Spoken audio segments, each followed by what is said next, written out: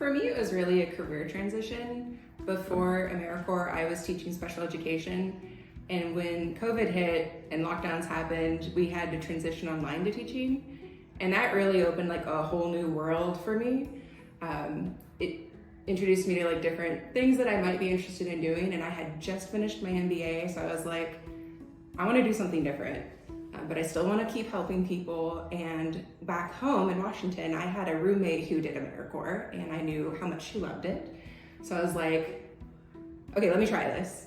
So I applied to a bunch of things. They all actually happened to be at the hub, surprisingly, unknowing to me. And the more I talked to people about it, the more I was like, okay, I'm really doing this. So my husband and I, we moved to West Virginia so I could do AmeriCorps.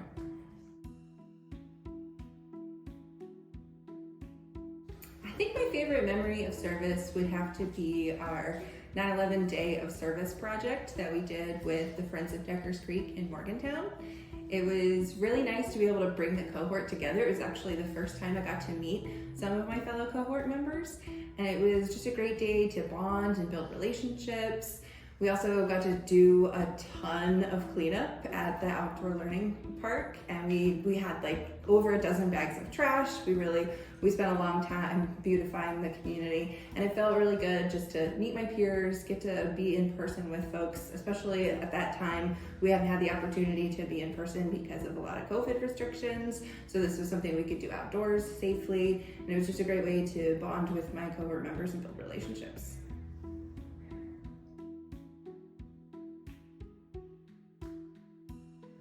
I've actually learned quite a lot, but the one thing I really have learned is that I've been selling myself short for a whole lot of my life. I started off my service in a really bad place, probably one of my lower points in my life where I wasn't quite sure where I was going, what to do with myself, and if any of the dreams that I thought to have for myself were even worth, thinking out further in the detail. And the more comfortable I got with my peers, the more relationships I built with my cohort, with everyone who I now can call my friends.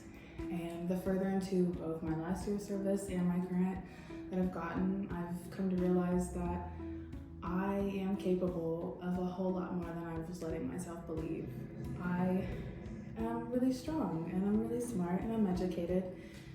And the things that I come up with and do at my own speed and capabilities have had benefits for everyone around. And I just sat in a facilitation and did 2 presentations that if you'd asked me a year ago to do them, I would have told you no very quietly. Now not only do I feel comfortable to say no, but I also feel comfortable saying yes to doing presentations. And I'm just really happy and honored to have had this time to not only find out who I am, but what I can do, and see what I'm going to do.